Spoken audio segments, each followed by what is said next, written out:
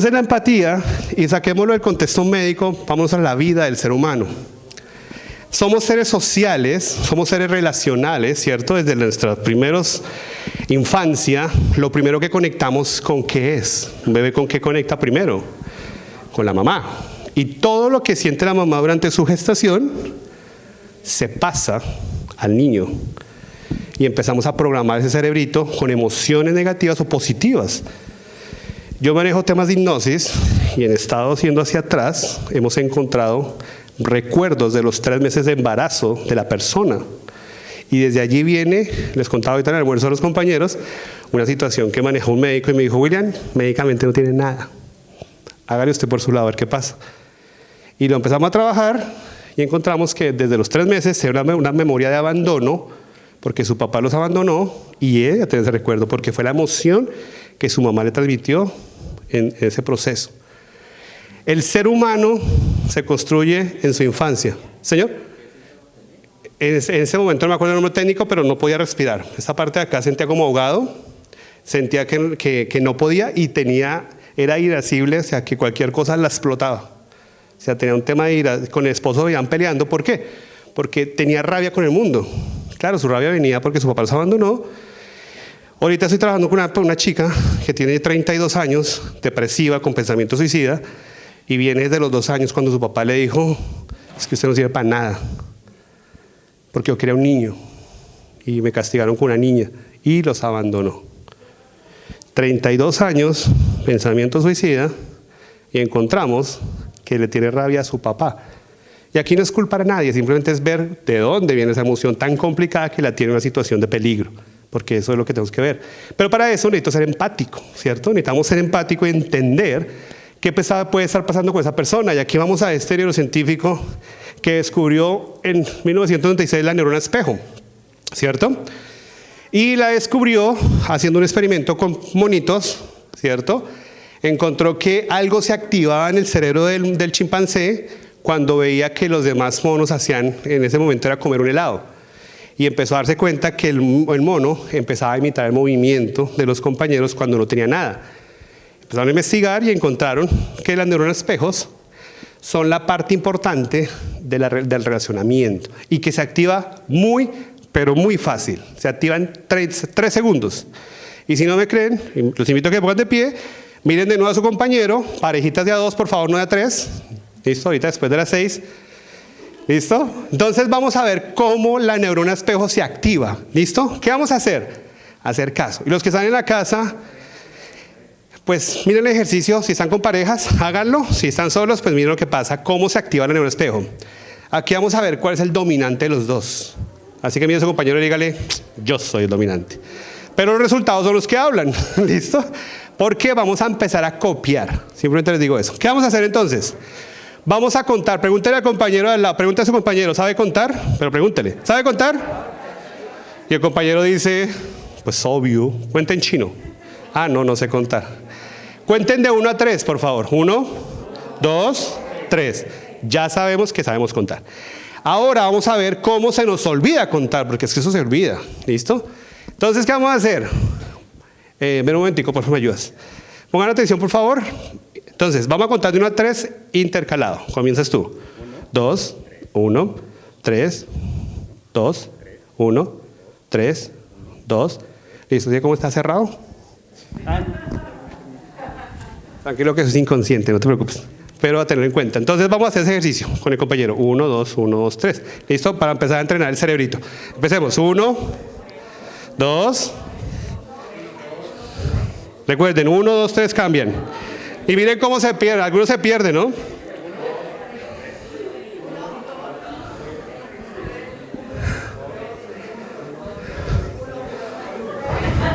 ¿Sí nos perdemos algunos?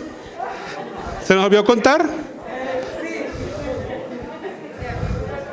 Listo. Bueno, muy bien. Ya sabemos que sabemos contar y que algunos ya se perdieron. Listo. Ya vamos para allá. Ya vamos para allá. Ya vamos para allá. La neurona espejo. ¿Listo? Listo. Claro, el nerviosismo. Listo. Quédense de pie que todavía no me acabo. Entonces, vamos ahora, en vez de 2. Sí, sigan ahí, por favor. En vez de 2, ¿qué van a hacer? Van a aplaudir. Entonces, 1, 3, 1. O sea, el que le toca 2, aplaude. No se debe escuchar 2. No digan do. No. Vamos a controlar nuestra mente, ¿listo? 1. Entonces mira, por ejemplo, contigo. Entonces vamos a hacerlo acá. Mira acá, por favor. Comienzas tú. 3. Si es la neurona espejo, se activa de una vez. Porque yo aplaudí, él dice 3. ¿Listo? 1, 3. Tiene que verse así. 1, 3. Pero no que se vea 3. Porque entonces, ¿dónde quedó el 2? ¿Listo? ¿Listo? Entonces así, vamos. 1, aplauso 3. 1, aplauso 3. ¿Listo? Muy bien. Eso, 1. Vamos a hacerlo bien, vamos a hacerlo bien. ¿Se puede? ¿Listo? Sí se puede.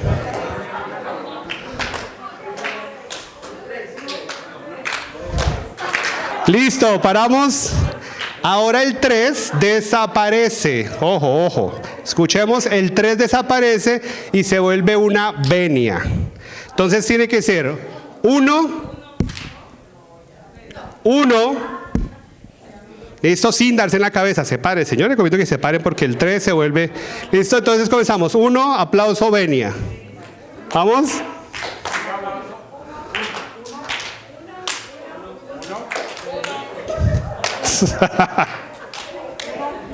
¿Qué pasa? ¿Qué pasa? ¿Eso?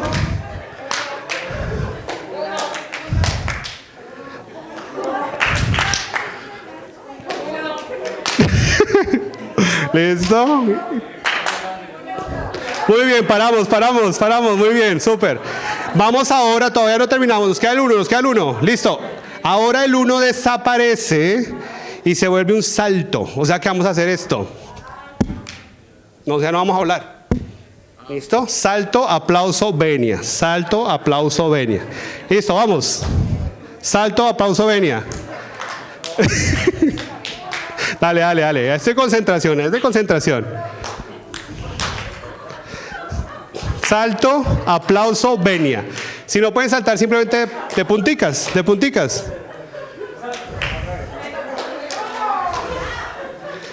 Salto, aplauso, venia.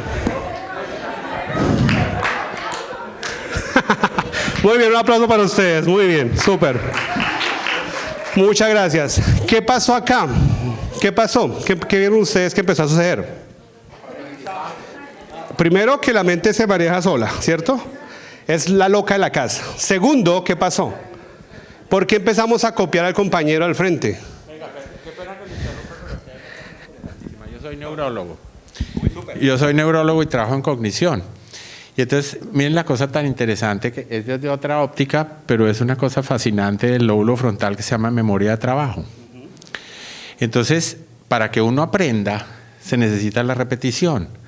Pero para que pueda repetir y se activen esas vías neuronales, llámenla como ustedes quieran, en espejo o lo que sea, se necesita mielina, que es la proteína que recubre los axones. Por eso los niños ni caminan hasta los 3 años, ni hablan, ni controlan esfínteres, ni tienen códigos agendados de comunicación.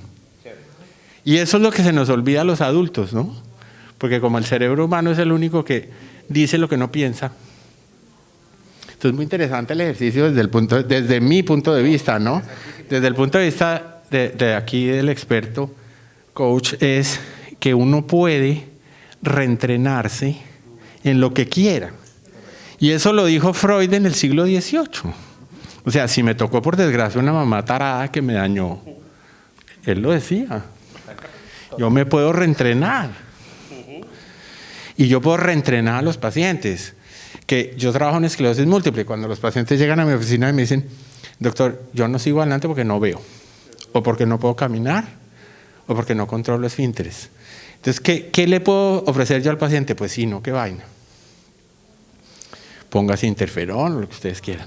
O le puedo decir al paciente, hubiera sido mejor que no sucediera, ¿no es cierto? Pero hay una opción. O sea, usted se puede reentrenar. Entonces usted puede vivir sin ver, o sin caminar, o etcétera, etcétera, etcétera. Y eso es lo que hacemos en rehabilitación comportamental cognitiva, que es lo que es maravilloso del ser humano, ¿no? O sea, es capaz de aprender todo el tiempo. El único día que no aprendemos es el día que nos morimos. Pero el resto, el cerebro, o sea, el lóbulo frontal, que es una maravilla, que es lo que está diciendo aquí el doctor, aprende todo el tiempo. ¿Y cómo aprende? Con escalas. Gracias. Interesantísimo, súper. Un aplauso para el doctor. Entonces, exactamente, interesantísimo la parte científica, ¿cierto? Y es entender, claro. Espera que están allí, es que están en transmisión en vivo. El único que hizo eso, digamos, deductivamente, intuitivamente, fue Freud, cuando habló de lo que usted decía de ese niñito que a los 3 años, y eso es verdad. O sea, ¿qué es el cáncer? Hay evidencia interesantísima. ¿Qué son las enfermedades autoinmunes? Tristeza y rabia que no sentimos. Freud decía en el siglo XVIII, piensen pensamientos y sientan sentimientos. Exactamente, muchas gracias. Y a eso es lo que vamos, con esto de activar esa neurona espejo, esa empatía, porque automáticamente se activó. Nadie le dijo, vaya copia a su compañero, simplemente se hizo natural, porque eso es algo natural que desde los niños están haciendo y modelando a sus papás. Por eso cuando a mí me llegan con niños pequeñitos, le digo, siéntese papá a trabajar usted, porque usted es el que tiene que ver allí, consciente o inconscientemente, ¿no? No es que seamos malos papás, sino que nuestro comportamiento va creando comportamientos y va modelando ese estado del ser. Allí entendemos que la empatía, ¿cierto?, es forma del conocimiento, es el intento de ponerse en el lugar del otro. Ojo a esto, no es sentir lo que el otro siente, ni porque no podemos victimizarnos los dos. Pues si tengo una víctima que se siente víctima porque se siente abusada y no hace nada al respecto, ¿cierto? Es porque, como dicen, para que haya una víctima tiene que haber un victimario y viceversa, ¿cierto? Entonces, ¿qué pasa? Cuando nos acondicionamos, y lo que decía el doctor, el cerebro tiene la capacidad de reprogramarse o de reaprender, ¿cierto? Y cuando yo siempre parto del hecho de que para que eso suceda, la persona tiene que aceptar que quiere un cambio en su vida. Si no quiere un cambio, es complicadísimo. Entonces, por eso siempre digo, si usted va a ir, vaya consciente que quiere un cambio. Y el hecho de que esté buscando ayuda ya está haciendo un proceso de voy a trabajar. El resto lo hacemos al proceso. La actitud empática del médico hacia el paciente hace posible el respeto y la dignidad, ¿cierto? Y eso es algo que a veces se pierde. Y no porque seamos malos, sino porque se nos pasa. Así como el papá a veces grita y no se da cuenta de lo que está generando en su hijo, miedo. Entonces, ¿cómo sabe que un niño tiene miedo? Cuando el papá solamente le mete la mirada, ¿cierto? Y dice, sí, ve cómo lo tengo de... Lo que está metiendo es miedo a ese niño. Y cuando grande, adivinan con quién entra en conflicto ese niño. Con la autoridad. Y entonces llega a pelear con el jefe, porque automáticamente sus emociones y recuerdos le dicen autoridad, grito, lastimo, y empieza el conflicto con el jefe. Y dice, William, pero es que no entiendo por qué no puedo con mi jefe. Y empiezo a ver un poquito cómo es la relación con tus papás. Digo, no es culpa del papá, sino qué vamos a hacer al respecto. Y la emoción se puede cambiar, el recuerdo no se puede cambiar, ¿cierto? Pero la emoción se puede cambiar frente a un recuerdo que tiene mi cerebro, que esa es la ventaja, lo que decía el doctor, de reaprender. Porque yo si lo hablo desde el inglés, ¿cierto? ¿Cuántos de ustedes hablan inglés? ¿Cierto? Y entonces las manos por allá son tímidas. Perfecto, ¿qué nivel? Y levanto la mano. Pero porque si vamos a la universidad, ¿cuántos hablan inglés?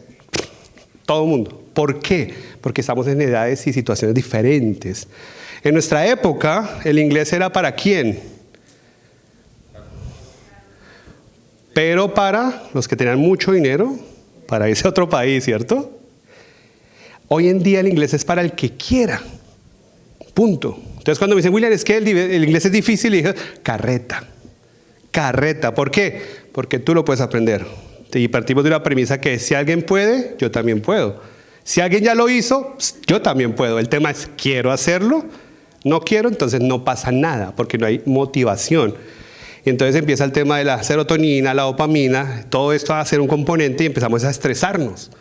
Entonces, cuando me buscan me dice, William, es que yo llego a clase motivada, me siento, y el profesor empieza, ok, what's your name? El cerebro de una se asusta y bloquea por protección. Y entonces pasa como Homero Simpson, empieza el miquito allá, tin, tin, tin, tin, tin, pasa la hora, sale y dice, yo soy bruto. Y se lo refuerza, porque se dice soy bruto. Se lo refuerza.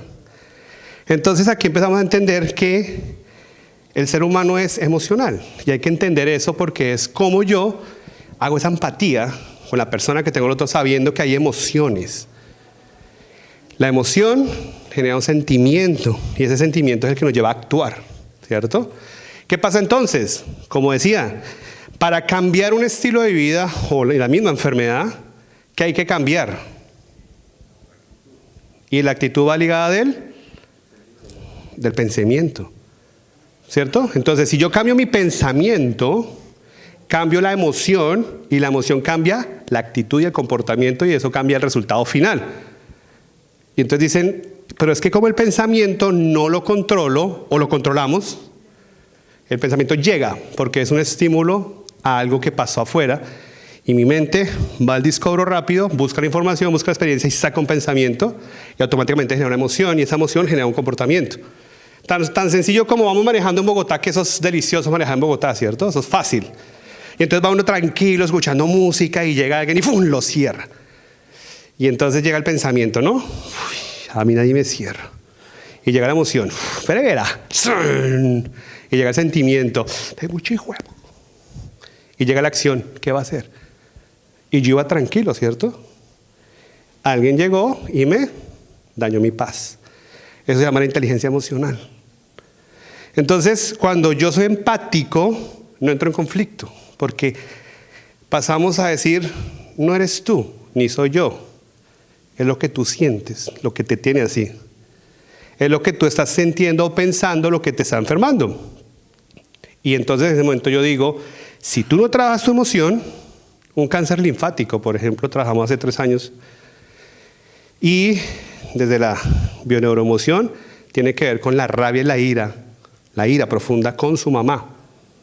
Y entonces cuando llego ya en estado, tenía ya prácticamente como 6 meses de estado, le dijeron pues 6 meses se va. Le digo, ¿y usted a quién odia en su vida? Me dice, uy, es que yo no logro perdonar a mi mamá. Y lo decía así. Y decía, por eso desafortunadamente tu cuerpo te está diciendo, la ira te va a matar.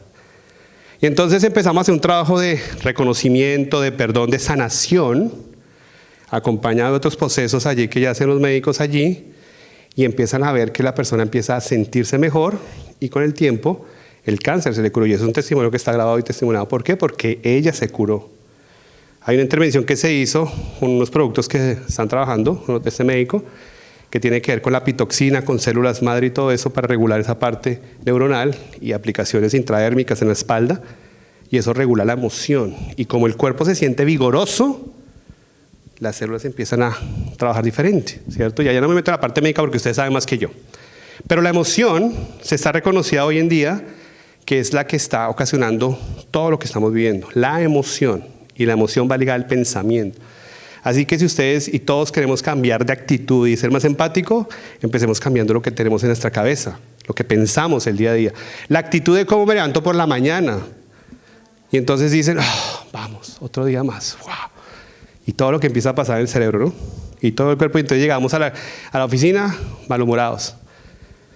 Y saludamos y empezábamos en automático y llegamos a la casa y decimos, bueno, por fin acabé. Y empieza y se vuelve una rutina de lo que se llama el tema de la vocación, ¿cierto? ¿Qué son las cualidades que esos pacientes valoran mucho de sus médicos? Primero, la vocación. ¿Quién es médico porque fue obligado a ser médico? ¿Cierto que no? Son vocaciones, porque yo le quito mis respetos a los médicos y a las enfermeras y a los que están en el servicio, me les quito el sombrero y los berracos. Porque lo que ustedes tienen que ver todos los días no es fácil. Y yo que estuve un ratico nomás en la clínica cuando mi papá vi todo lo que pasaba decía, realmente esto es de vocación, de mucho amor y mucha pasión por lo que se hace, porque no es fácil. Y por eso el nivel de estrés de los médicos aumentó mucho, ¿cierto? Ahorita con la pandemia, porque empezaron a tener el tema del cansancio, el respeto humano, la capacidad de ayuda, la capacidad autocrítica, infundir confianza y seguridad, talento de arte médico y comprensión y tolerancia, ¿cierto? Aquí empezamos a ver lo último que es mi rol y propósito de vida. Yo este año me certifiqué en una metodología que tiene Tim Kelly, que es el propósito de vida, cómo ayudar a las personas a encontrar su propósito de vida. Y es una metodología interesante que nos lleva a reconocer que nosotros tenemos un propósito verdadero. ¿Alguien se vio la película de Soul en Disney? Soul, ¿sí? ¿A qué lleva esa película, cierto? Y se recomiendo que se la vean, porque esa no es para niños, es para adultos. Y es a llegar a decir, oye, ¿y yo en mi vida qué? ¿Realmente lo que estoy haciendo me llena? ¿Me satisface? ¿Me hace feliz? Y entonces ¿qué es el propósito? Y miren esta reflexión tan interesante, ¿qué es el propósito? Es vivir una vida que es verdadera para ti y que da valor a los demás. Porque hay gente, desafortunadamente, que vive una vida que no la hace feliz. Paga muy bien, gana muy bien, y viene el tema del servicio. ¿Y qué le damos a los demás? El éxito es la definición de lo que cada uno quiera, ¿cierto? ¿Qué pasa hoy en día? Hoy en día estamos viendo jóvenes sin propósito. Uno le pregunta a un joven en la universidad, ¿y tú qué quieres hacer?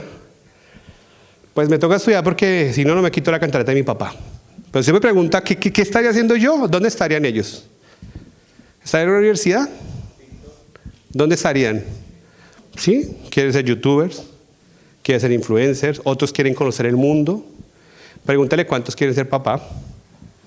Ninguno. Y no es porque es que la vida lo está llevando a hacer eso.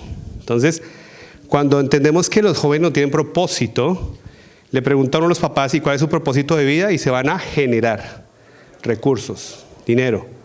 Y que está bien, y eso hace parte de las esferas de la vida, que es la parte de finanzas, pero que no puede ser la única. Yo trabajo con alto gobierno, con gente del gobierno, y he tenido equipos de gobierno que capacitar, y me siento con personas de un alto poder que uno los ve, y uno lo ve súper poderoso, y llega y se sienta y me dice, William, estoy mamado de mi vida.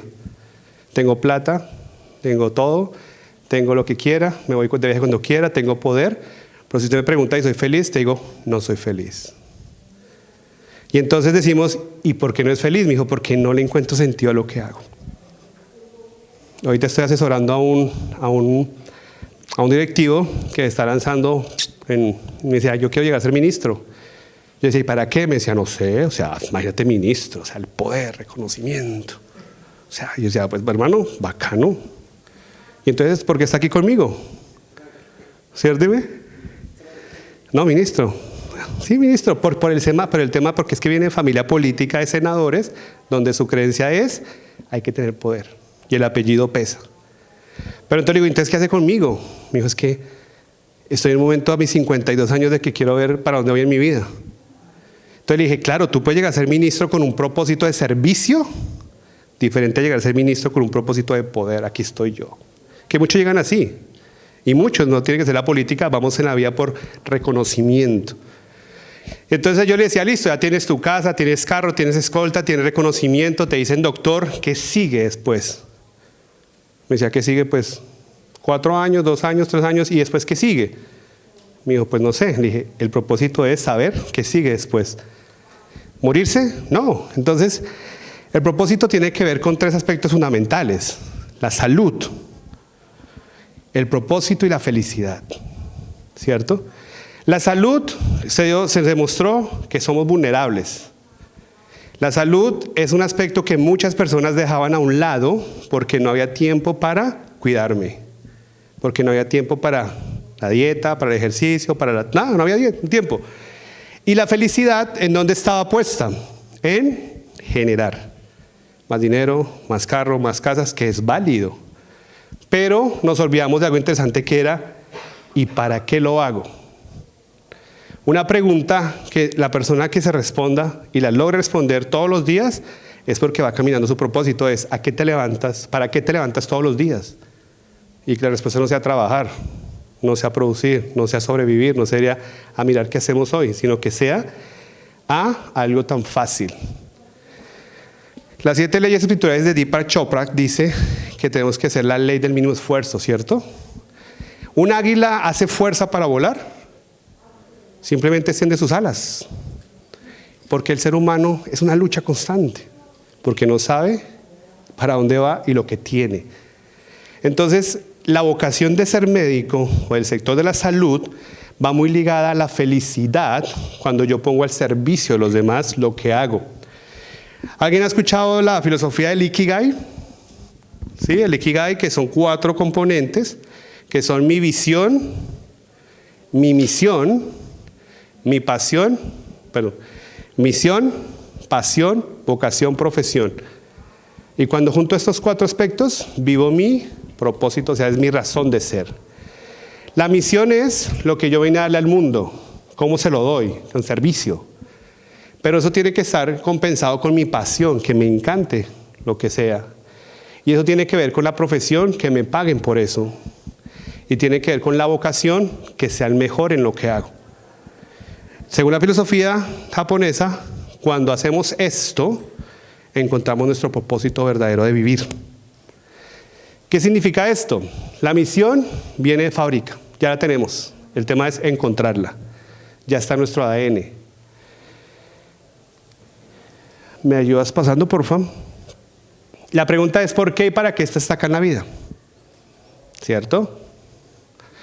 La segunda es el servicio. Señor.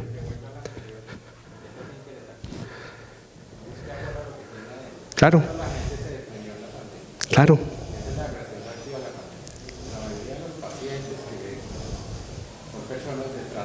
Espera que allí. ¿Qué nos quitó la pandemia? O sea, nos podemos morir de cualquier cosa. De hecho, la pandemia no mató a tanta gente como la tuberculosis o la enfermedad cerebrovascular o la gripa o no sé, o los accidentes de tránsito o los ladrones. Sino le quitó a la gente todo lo que tiene afuera. El restaurante, el viaje, el carro, los amigos, o sea, todo lo que está afuera. Eso desde el punto de vista psicodinámico es lo que usted está diciendo. Entonces, ¿con qué se queda la gente que no tiene nada adentro? Pues con nada, porque le quitamos lo que tenía afuera. Es el ejemplo típico que uno ve en consulta del exitoso o la exitosa que es hermosa o hermoso, que tiene dinero, que tiene medios, pero está deprimido y después hace una depresión endógena y se vuelve drogadicto. Porque la depresión es una reacción natural como la risa, o sea, es una emoción como la risa, como la alegría, como el llanto, pero el problema es cuando se vuelve endógena, es decir, lo que usted decía al comienzo cuando me preguntó, cuando mi vida, mi existencia es triste, o sea, mi estado es triste. Hay gente que uno dice, ay, pero ¿cómo es de alegre, no? Y es por eso, entonces, en la depresión reactiva de la pandemia, que es un muy buen ejemplo clínico, es que cuando pasó el susto de que nos íbamos a morir, ¿no? Y la gente no entiende eso porque además nos lo dijeron los medios, no lo veíamos porque no veíamos que la gente se cayera en la calle. Yo no vi, y soy médico y trabajo en un hospital de alto impacto, yo no vi pacientes tirados en la puerta del hospital. Pero sí nos lo decían los medios, ¿no? En Guayaquil la gente está muerta en la calle. Yo estaba en Guayaquil hace 2 semanas y la gente que vive allá no dice que haya visto muertos en la calle. Sí se murió gente, ¿no? Claro. Pero entonces, el tema es, con respecto en el coach, que está tan de moda, que no es otra cosa que lo que usted decía hace un rato, entrenar cognitivamente a la gente para que encuentre el pavimentado y no el destapado. Porque todos lo tenemos. Sí, como el que sabe cantar o no sé. Gracias. Allí es importante eso y por eso hoy en día la gente está en busca de sentido en la vida. Hay mucha gente que paró a decir, ¿y ahora yo para dónde voy después de que todo está pasando? Y ahí se llegó a replantear el sentido de la vida y el propósito verdadero. Y eso va con el servicio. Mucha gente hoy quiere hacer servicio porque se da cuenta que tiene muchas cosas para dar. Entonces la pregunta es, ¿qué es eso que disfrutas tanto que harías sin pensarlo 2 veces aunque no te pagaran? Y si no me pagan, no. Lo haríamos, ¿cierto? Porque nos da satisfacción. ¿Y cómo gastarías tus días? Y la última es, el propósito se siente. ¿Eres feliz haciendo lo que haces? Y si fueras hoy 1000 veces más valiente, ¿qué cambio le harías a tu vida? Y entonces dices, si fuera muy valiente, yo haría esto. Y entonces, ¿por qué no empiezas? Si ya lo tienes por dentro, que no te lo crees. Entonces ahí es donde empezamos a decir que tus dones y talentos no tienen que representar fama, porque el dicho del que tenga un talento o una fama es dinero. No, es poner al servicio de los demás lo que yo sé hacer muy bien. Y por eso los papás decían, si va a vender arepas, mi hijo, sea el mejor vendedor de arepas. Es verdad, porque es que si lo hago bien, ¿qué llega? Dinero. Y yo digo a los jóvenes que hoy están en afán de dinero, digo, hermano, vuelvas el mejor, hermano. y va a ver el dinero, pero haciendo lo que a usted le gusta, haciendo el mejor. Hay gente que no estudia, gente que no tiene nada, y porque tiene un talento y lo hace muy bien, la gente dice, hermano, es que usted lo hace tan bien que tome. Espectacular que usted hace. Y tome, le pago por eso, y le pago, y dice, ¿y por qué me está llegando? Le dije, porque tú estás haciendo tu propósito de vida sin darte cuenta y lo haces muy bien. Y por eso la gente paga, por algo que es exclusivo y único. ¿Y quién crees que eres? Y viene el tema del autoconocimiento, la autoestima, el empoderamiento, y esto sí que está de moda, la falta de confianza en la gente, la autoestima por debajo, porque las redes sociales tienen una filosofía interesante de la belleza, del poder, del dinero, cuando eso es subjetivo. Cuando se pierde eso, ¿qué nos queda? Lo que tenemos por dentro, ¿cierto? Sé fiel a tu palabra, haz lo que crees que es correcto para ti y permite que los demás sean como realmente son ellos. Alejémonos de la crítica, alejémonos del juicio y todo eso, y verá que vamos a hacer cosas maravillosas. Y quiero dejarlos con este mensaje.